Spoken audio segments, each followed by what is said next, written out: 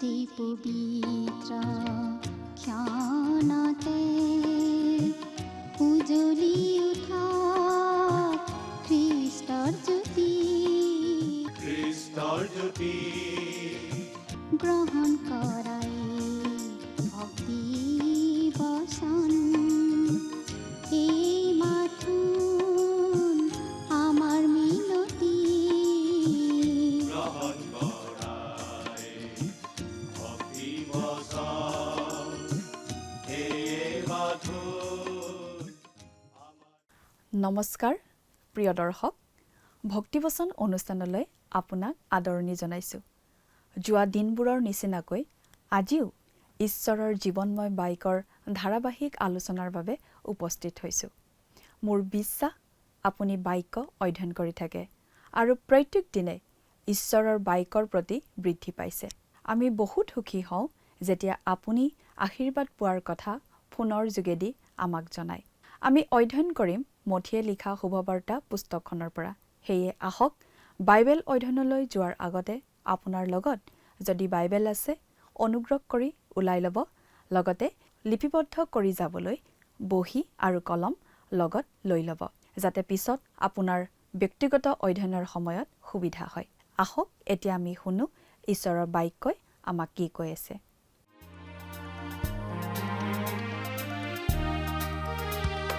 নতুন দিনত এই নতুন ক্ষণত আমাৰ হিয়া নাচে উলাহত, আমাৰ হিয়া নাচে উলাহত। সেই উলাহ, সেই আনন্দ, সেই উলাহ, সেই আনন্দ প্ৰভু যীশুৱে দিয়া প্ৰভু যীশুৱে দিয়া। নতুন দিনত এই নতুন ক্ষণত আমাৰ হিয়া নাচে উলাহত।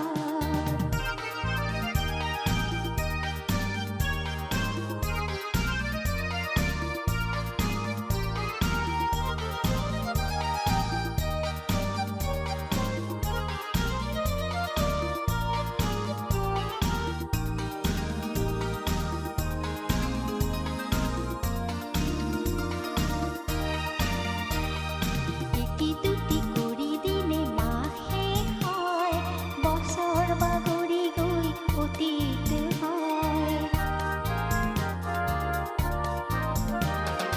এটি দুটি কৰি দিনে মাহ শেষ হয়, বছৰ বাগৰি গৈ অতীত হয়।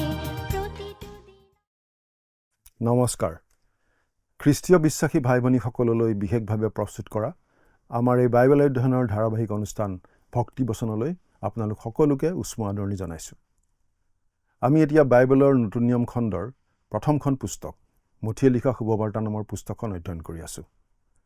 আপুনি যদি আমাৰ আগৰটো অনুষ্ঠান চাইছিল তেনেহ'লে আপোনাৰ নিশ্চয় মনত আছে যে আমি যোৱা অনুষ্ঠানত এই মথিয়ে লিখা শুভবাৰ্তা পুস্তকখনৰ 7 নম্বৰ অধ্যায়টো পঢ়ি তাৰ ভিত্তিত আগবঢ়োৱা আলোচনা শুনিবলৈ পাইছিলোঁ। আজিৰ অনুষ্ঠানত আমি মথিয়ে লিখা শুভবাৰ্তাৰ 8 নম্বৰ অধ্যায়ৰ 1 নম্বৰ পদৰ পৰা 17 নম্বৰ পদলৈকে পঢ়ি তাৰ ভিত্তিত আলোচনা আগবঢ়াবলৈ ওলাইছোঁ। আগৰ অধ্যায়ত প্ৰভু যীশুৱে পৰ্বতত দিয়া উপদেশৰ সামৰণি পৰিল। তাতকৈ অধিক উন্নত নৈতিক মানদণ্ড আৰু নাই বুলি সকলোৱে মানি লয়। এতিয়া প্ৰশ্ন হ'ল, এনে উন্নত মানদণ্ড কেনেকৈ অৰ্জন কৰিব পাৰি? এই প্ৰশ্নৰ উত্তৰ দিবলৈ মথিয়ে এলানি অলৌকিক ঘটনাৰ বৰ্ণনা দিছে, এই কথাটো দেখুৱাবলৈ যে যিজনাই এই উন্নত নৈতিক মানদণ্ডৰ কথা কৈছে সেইবোৰ কাৰ্যত পৰিণত কৰাৰ ক্ষমতাও তেওঁৰ হাততে আছে। আমাৰ প্ৰভুৱে বিশ্বাসকাৰীসকলক স্পষ্টকৈ জনাই দিছে যে মোৰ অবিহনে তোমালোকে একো কৰিব নোৱাৰা। যোহন 15 নম্বৰ অধ্যায়ৰ 5 নম্বৰ পদ। আমি এই কথাটো সকলো সময়তে মনত ৰখা ভাল।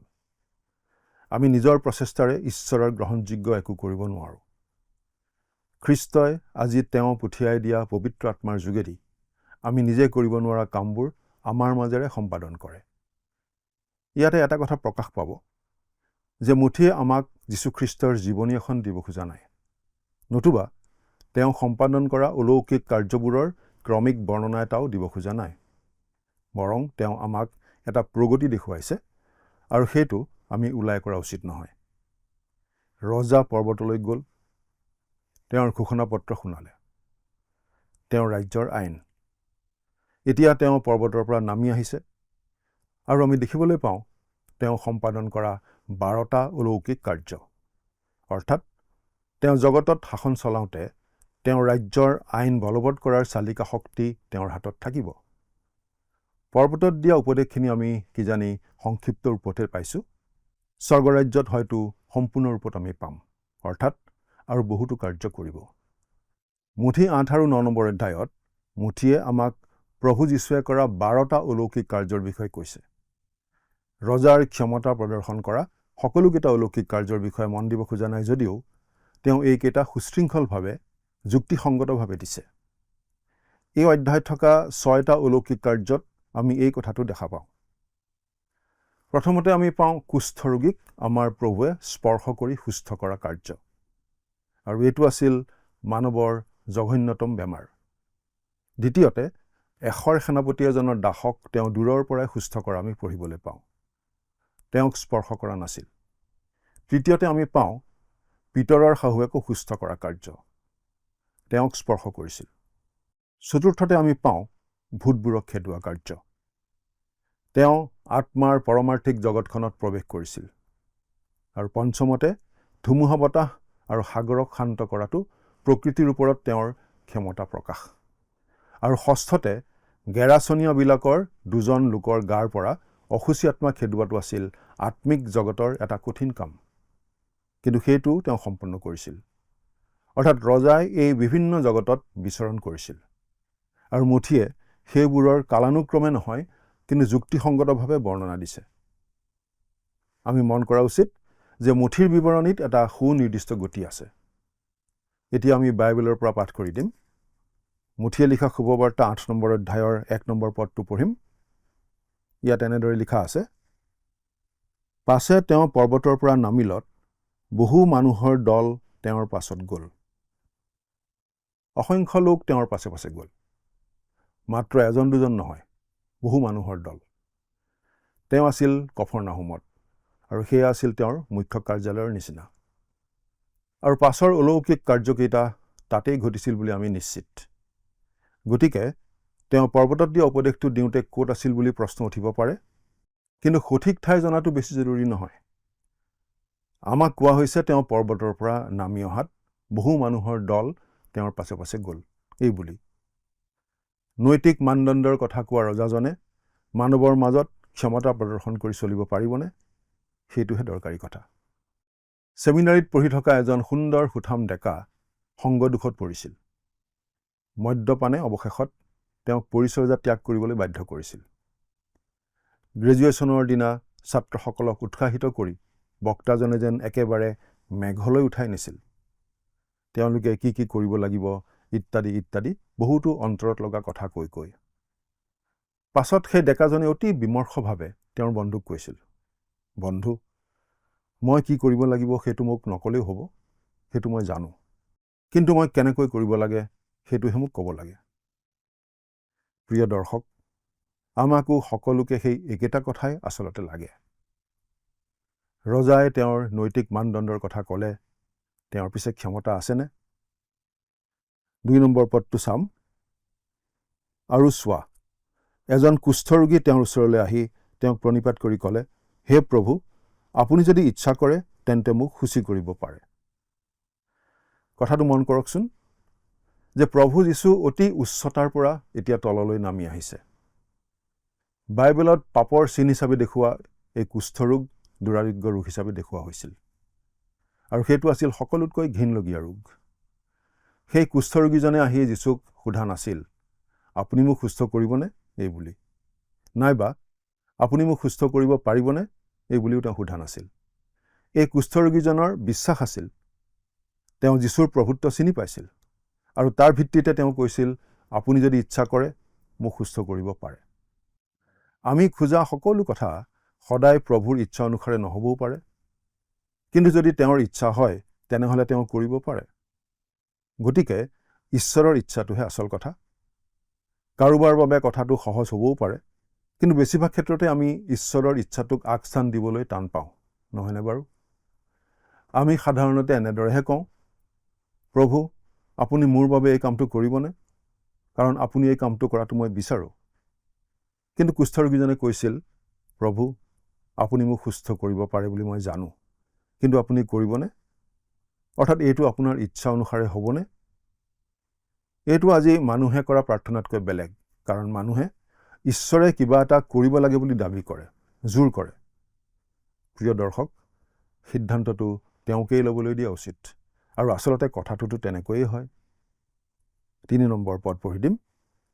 তাতে তেওঁ হাত মেলি তাক চুই ক'লে, মই ইচ্ছা কৰিছোঁ, শুচি হোৱা। তেতিয়াই তাৰ কুষ্ঠৰোগ সুস্থ কৰা হ'ল। প্ৰভু যীশুৱে হাত মেলি তেওঁক চুলে। আপুনি বা মই তেনেদৰে কুষ্ঠৰোগীজনক চুলে কি হ'লহেঁতেন?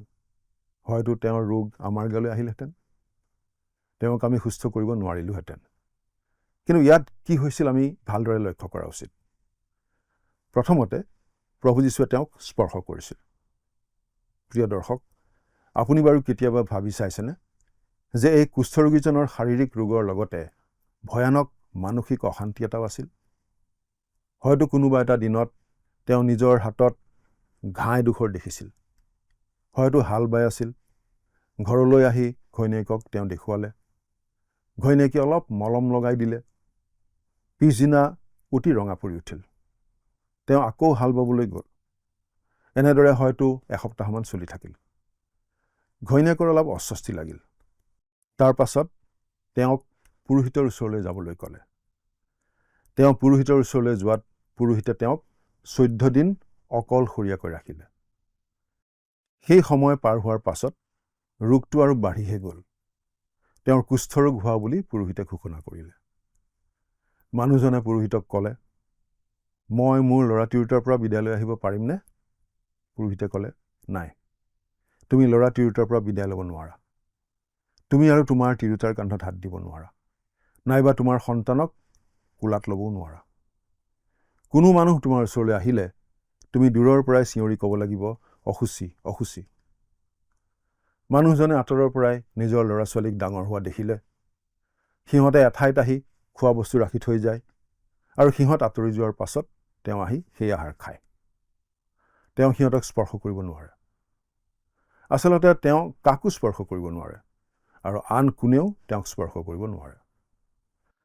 তাৰ পাছত এদিন তেওঁ যীশুৰ ওচৰলৈ আহি ক'লে, প্ৰভু যদি আপুনি মোক ইচ্ছা কৰে আপুনি মোক সুস্থ কৰিব পাৰে। প্ৰভু যীশুৱে কি কৰিলে? তেওঁ তেওঁক স্পৰ্শ কৰিলে।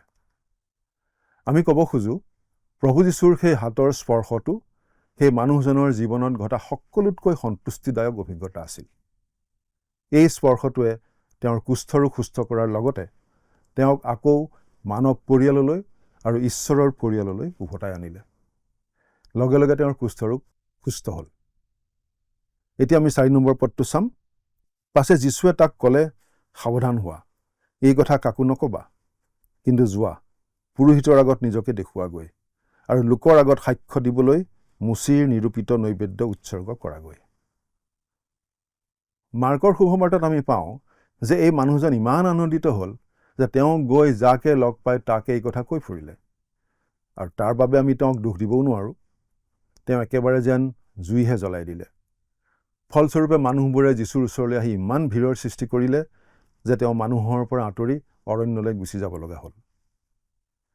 যীশু এতিয়া কফৰনাহুম নগৰলৈ আহিছে। 5 নম্বৰ পদ। তেওঁ কফৰনাহুমত সোমালত এশৰ সেনাপতি এজনে তেওঁৰ ওচৰলৈ আহি তেওঁক বিনয় কৰি ক'লে। সেই এশৰ সেনাপতিজনে নিশ্চয় কুষ্ঠৰোগীজন সুস্থ হোৱা কথাটো শুনিছিল। তেওঁ আছিল এজন পৰজাতীয় লোক। ৰোমিয়া সেনাবাহিনীৰ 60টা 100জনীয়া দলৰ তেওঁ আছিল অধিনায়ক, কেপ্টেইন।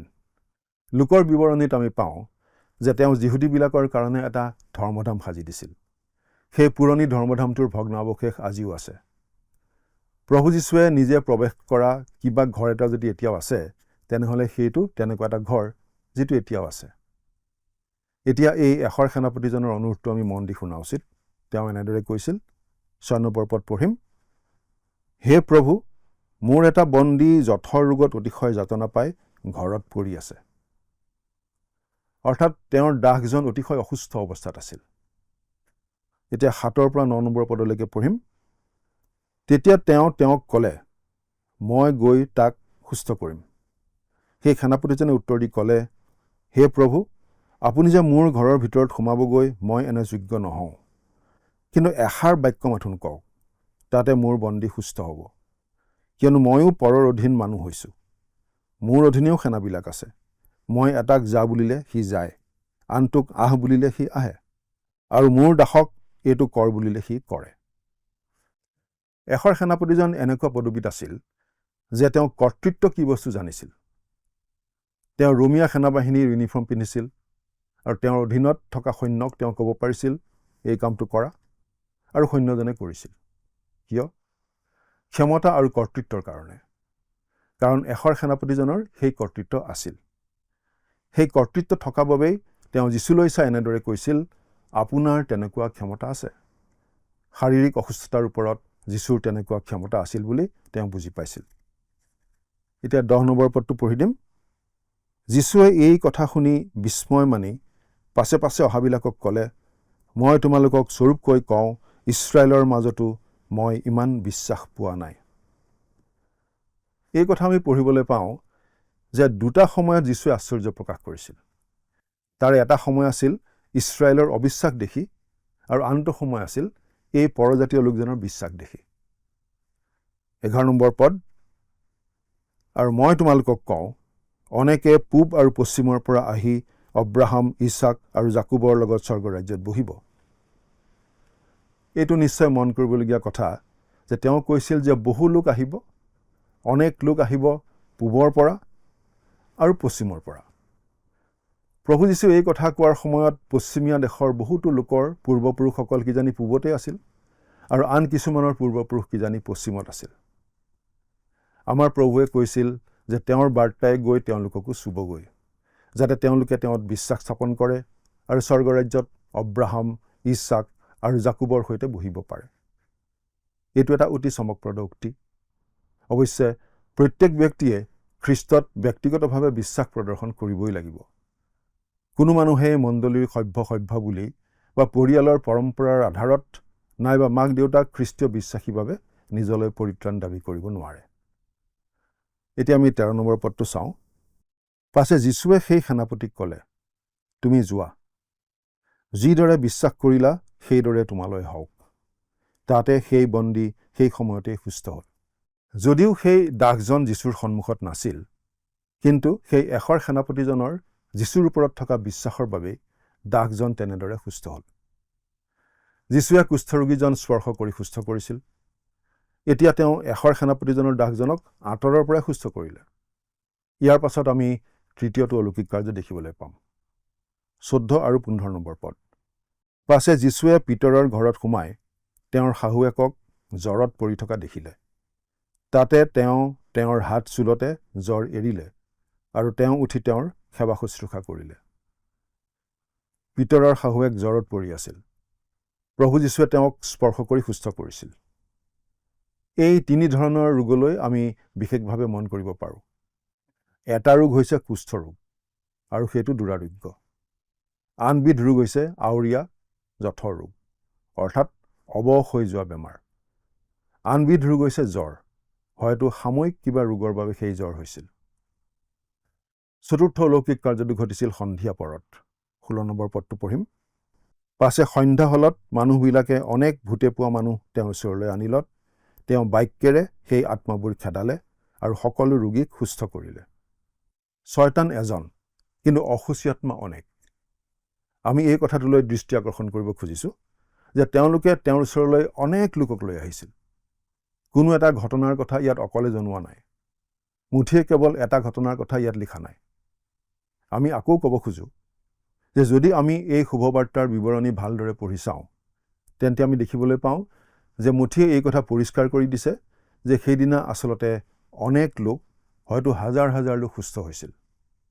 উদাহৰণস্বৰূপে চকুৰে নেদেখা অন্ধ লোক অনেক আছিল, কিন্তু এতিয়াৰ পৰা দেখা পোৱা হৈছিল। হয়তো হাজাৰ হাজাৰ খুৰা লেঙেৰা লোক আছিল, তেওঁলোকে এতিয়া স্বাভাৱিকভাৱে খোজকাঢ়ি ফুৰিব পৰা হৈছিল। হাজাৰ হাজাৰ কলা মানুহে এতিয়া কাণেৰে শুনিব পৰা হৈছিল। সেইবাবে যীশুৰ শত্ৰুবোৰে যীশুৱে সঁচাকৈয়ে অলৌকিক কাৰ্য কৰিছিল নে বুলি সন্দেহ প্ৰকাশ কৰি প্ৰশ্ন উত্থাপন কৰিব পৰা নাছিল। বৰং তেওঁনো সেইবোৰ কিদৰে কৰে বুলিহে প্ৰশ্ন উত্থাপন কৰিছিল। 17 নম্বৰ পদ। তেওঁৱেই আমাৰ দুৰ্বলতা ল'লে আৰু আমাৰ ৰোগবোৰ নিলে। এই যি বচন যিচয়া ভাওবাদীৰ দ্বাৰাই কোৱা হৈছিল, এই বচন সিদ্ধ হ'বলৈ এইদৰে ঘটিল। এই উদ্ধৃতিটো হৈছে যিচয়া 53 নম্বৰ অধ্যায়ৰ 4 নম্বৰ পদৰ পৰা দিয়া এটা উদ্ধৃতি। তথাকথিত বিশ্বাসৰ দ্বাৰা সুস্থ কৰা লোকসকলে আন সকলো পদতকৈ বাইবেলৰ এই পদটোকে আটাইতকৈ বেছিকৈ ব্যৱহাৰ কৰিছে। তেওঁলোকে দাবী কৰে যে শাৰীৰিক সুস্থতা প্ৰায়চিত্তৰে এটা অংশ, আৰু এই কথাৰ সমৰ্থনত তেওঁলোকে এই পদটো ব্যৱহাৰ কৰে। আমি উভতি গৈ যিচয়ালৈ ঘূৰি যাওঁ হওক আৰু তাত এই পদটো চাওঁ, কাৰণ আমি ভাবোঁ এই পদটোৱে আধুনিক যুগৰ সুস্থতাকাৰী অভিযানৰ অনুমোদন নিদিয়ে। যিচয়া 53 নম্বৰ অধ্যায়ৰ 4 আৰু 5 নম্বৰ পদ দুটা পঢ়ি দিছোঁ, শুনিবচোন। নিশ্চয়ে তেওঁ আমাৰ যাতনাবোৰ ল'লে, আমাৰ ৰোগৰ ভাৰ বলে। তথাপি আমি হ'লে তেওঁক আঘাতিত, ঈশ্বৰৰ দ্বাৰাই প্ৰহাৰিত আৰু দুখিত যেন জ্ঞান কৰিলোঁ। কিন্তু আমাৰ অধৰ্মবোৰৰ নিমিত্তে তেওঁক খোচা হ'ল, আমাৰ অপৰাধবোৰৰ নিমিত্তে গুৰি কৰা হ'ল, আমাৰ শান্তিজনক শাস্তি তেওঁৰ ওপৰত পৰিল, আৰু তেওঁৰ গাৰ সাঁচ বহা কোবৰ দ্বাৰাই আমি সুস্থ হ'লোঁ। আমি কিহৰ পৰা সুস্থ হ'লোঁ? যিচয়াৰ এই শাস্ত্ৰাংশই আমাক অতি পৰিষ্কাৰভাৱে দেখুৱায় যে আমি পাপ অপৰাধৰ পৰা সুস্থ হ'লোঁ। আমি এই কথাটো খাটাংকৈ ক'ব পাৰিমনে বুলি হয়তো কোনোবাই প্ৰত্যাহ্বান জনাব পাৰে। এই পদকেইটাই এই বিষয়ে কৈছে বুলি আমি জানো, কাৰণ পাচনি পিতৰে 1 পিতৰ 2 নম্বৰ অধ্যায়ৰ 24 নম্বৰ পদত এই বুলি কৈছে। পাঠ কৰি দিম, শুনিবচোন। আৰু আমি যেন পাপৰ সম্বন্ধে মৰি ধাৰ্মিকতাৰ সম্বন্ধে জীওঁ, এই কাৰণে তেওঁ কাঠৰ ওপৰলৈ তেওঁৰ শৰীৰত আমাৰ পাপৰ ভাৰ বৈ নিলে। তেওঁৰ সাঁচৰ দ্বাৰাই তোমালোক সুস্থ হ'লা। আমি কিহৰ পৰা সুস্থ হ'লোঁ ইয়াতেই স্পষ্ট। আমি পাপৰ পৰা সুস্থ হ'লোঁ। পাচনি পিতৰে ইয়াত অতি পৰিষ্কাৰ কৰি দিছে যে তেওঁ পাপৰ কথাই কৈছে। যিচয়া 53 নম্বৰ অধ্যায়ৰ 6 নম্বৰ পদটো পঢ়িম, শুনিবচোন। আমি সকলোৱে ভেড়াৰ নিচিনাকৈ অপথে গৈছিলোঁ, প্ৰতিজনে নিজ নিজ বাট লৈছিলোঁ, আৰু জিহুৱাই আমাৰ সকলোৰে অপৰাধৰ ভাৰ তেওঁৰ ওপৰত দিলে। আমাৰ সকলোৰে অপৰাধ, সকলোৰে অধৰ্মৰ ভাৰ তেওঁৰ ওপৰত দিয়া হ'ল। নিঃসন্দেহে যিচয়াই এই কথাটোকে জনাই আছে যে খ্ৰীষ্টই পাপৰ মূল সমস্যাটোৰ সমাধান কৰিলে। শাৰীৰিক সুস্থতাও প্ৰায়চিত্তৰ কথাটোত নিহিত হৈ থকা বুলি কোৱাটো প্ৰাসংগিক নহয় বুলিহে আমি ক'ব লাগিব। তেনেদৰে গৌৰৱময় শৰীৰ লাভ কৰাৰ কথাটো পৰিত্ৰাণত সোমাই আছে, কিন্তু আমি হ'লে এতিয়ালৈকে সেই গৌৰৱময় শৰীৰ লাভ কৰা নাই। লগতে খ্ৰীষ্টই কৰা পৰিত্ৰাণ কাৰ্যত সাপমুক্ত পৃথিৱীখনৰ কথাও সোমাই আছে, কিন্তু সেই পৃথিৱী যে আমি এতিয়াও পোৱা নাই সেইটো অতি পৰিষ্কাৰ। আজি পাপ আৰু শয়তানৰ পয়োভৰহে চলি থাকিবলৈ দিয়া হৈছে। গতিকে পৰিত্ৰাণৰ ধৰাবন্ধা ফল হিচাপে শাৰীৰিক সুস্থতা লাভ কৰিবই লাগিব বুলি কোনো কথা নাই। পৌলেনো তিমথিক পেটৰ বেমাৰৰ কাৰণে অলপ অলপ দ্ৰাক্ষাৰস খাবলৈ কিয় কৈছিল? তেওঁনো তিমথিক পৰিত্ৰাণৰ ভাগ হিচাপে সুস্থতা দাবী কৰিবলৈ কিয় নকলে? জাকুবেনো সাধুসকলক কিয় তেনেদৰে সুস্থতা দাবী কৰিবলৈ নকলে? বৰং বৃদ্ধসকলক প্ৰাৰ্থনা কৰিবলৈ মাতিবলৈহে ক'লে। জাকুব 5 নম্বৰ অধ্যায়ৰ 13 আৰু 14 নম্বৰ পদ চাওক। পাচনি পৌলক শৰীৰত এটা কাঁইট দিয়া হৈছিল বুলি তেওঁ উল্লেখ কৰিছে। তেওঁনো পৰিত্ৰাণৰ ভাগ হিচাপে সুস্থতা কিয় দাবী নকৰিলে? এতিয়া 2 কৰিন্থিয়া 12 নম্বৰ অধ্যায়ৰ 7 পৰা 9 নম্বৰ পদলৈকে পঢ়ি দিম, শুনিবচোন। আৰু সেই প্ৰকাশিত বিষয়ৰ অনুপমতাত মই যেন অতিশয় দৰ্প নকৰোঁ, এই নিমিত্তে শৰীৰত এটা কাঁইট, অৰ্থাৎ মই অতিশয় দৰ্প নকৰিবলৈ মোক ভুকুৱাবলৈ শয়তানৰ এক দূত দিয়া হ'ল। সি মোৰ পৰা যেন দূৰ হয়, এই নিমিত্তে প্ৰভুৰ আগত তাৰ বিষয়ে মই 3 বাৰ নিবেদন কৰিলোঁ। তাতে তেওঁ মোক ক'লে, মোৰ যি অনুগ্ৰহ সেয়ে তোমালৈ জুৰিব, কিয়নো দুৰ্বলতাত মোৰ শক্তি সিদ্ধ হয়। এতেকে খ্ৰীষ্টৰ শক্তি যেন মোত বাস কৰে, তাৰ নিমিত্তে বৰং মই মহা আনন্দেৰে মোৰ নানা দুৰ্বলতাত শ্লাঘাহে কৰিম। এই বিষয়ে আমি আন বহুতো উদাহৰণ পাওঁ। ফিলিপিয়াবিলাকৰ প্ৰতি লিখা পত্ৰত আমি দেখিবলৈ পাওঁ যে পৌলৰ ঘৰত যেন এখন হস্পিটেলে আছিল। ইপাফ্ৰদিতৰ অতিশয় বেমাৰ হৈছিল, আৰু পৌলে পৰিত্ৰাণৰ ভাগ হিচাপে সুস্থতা দাবী কৰা নাছিল। প্ৰিয় দৰ্শক, আমি এই কথাটো স্পষ্টভাৱে জানি লোৱা উচিত যে আমাক সদায় সুস্থ কৰাটো ঈশ্বৰৰ ইচ্ছা নহ'ব পাৰে, কিন্তু কেতিয়াবা আমাক সুস্থ কৰাটো ঈশ্বৰৰ ইচ্ছা হয়। সুস্থতাকাৰী অভিযান চলি থকা কোনো সভা নাইবা অডিটৰিয়ামলৈ নগৈ আমি পোনে পোনে সেই মহান বেজ প্ৰভু যীশুৰ ওচৰলৈহে যোৱা উচিত। আমি সুস্থতা লাভ কৰাটো তেওঁৰ ইচ্ছা হয় নে নহয় জানি লোৱা উচিত।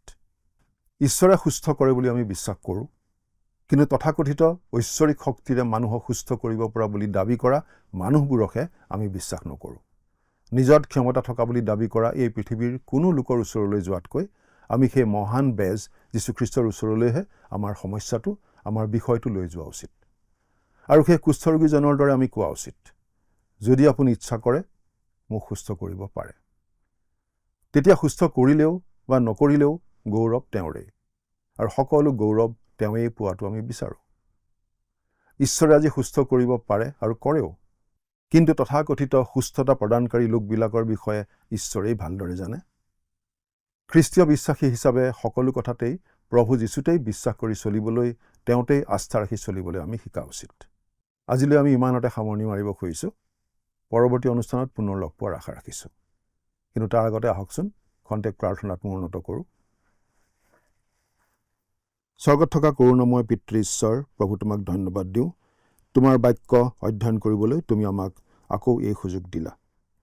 প্ৰভু আমি তোমাক ধন্যবাদ দিওঁ, কিয়নো আমাৰ আত্মিক ৰোগ সুস্থ কৰিবৰ বাবে, আমাক আত্মিক সুস্থতা প্ৰদান কৰিবৰ বাবে প্ৰভু যীশু আমাৰ হৈ ক্ৰুচত হত হ'ল, আৰু তেওঁৰ যোগেৰে আমি পাপৰ প্ৰায়শ্চিত্ত লাভ কৰিলোঁ। প্ৰভু, আমাৰ বহুতৰে শাৰীৰিক অসুস্থতা থাকিব পাৰে, আৰু যদি তুমি ইচ্ছা কৰা তুমি আমাক সুস্থ কৰিব পাৰা। প্ৰাৰ্থনা কৰিছোঁ প্ৰভু, আমাৰ দৰ্শকসকলৰ মাজত যদি কাৰোবাৰ কিবা অসুস্থতা আছে, তুমি তোমাৰ সুস্থতাকাৰী হাতেৰে তেওঁলোকক স্পৰ্শ কৰা আৰু তোমাৰ সুস্থতা প্ৰদান কৰা। কিয়নো প্ৰাৰ্থনা আমাৰ মহান ত্ৰাণকৰ্তা নাছৰতীয়া যীশুৰ নামত আগবঢ়াইছোঁ। আমেন। প্ৰিয় দৰ্শক, আজিৰ বাইবেল অধ্যয়ন আমি শুনিলোঁ, আৰু ইয়াৰ কোনো বিষয় হয়তো আপোনালোকৰ মনত ৰৈ গৈছে, বা কোনো বিষয় হয়তো আপুনি নতুনকৈ জানিছে বা আপোনাৰ ভাল লাগিছে।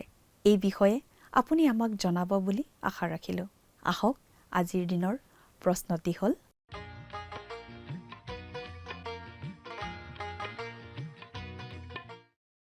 যোৱা অনুষ্ঠানত প্ৰচাৰিত প্ৰশ্নটিৰ শুদ্ধ উত্তৰ হৈছে অপশ্যন চি কৰ্তৃত্বপূৰ্ণ। আজিৰ অনুষ্ঠানৰ আধাৰিত প্ৰশ্নটি হৈছে কাৰ শাহুৱেক জ্বৰত পৰি আছিল?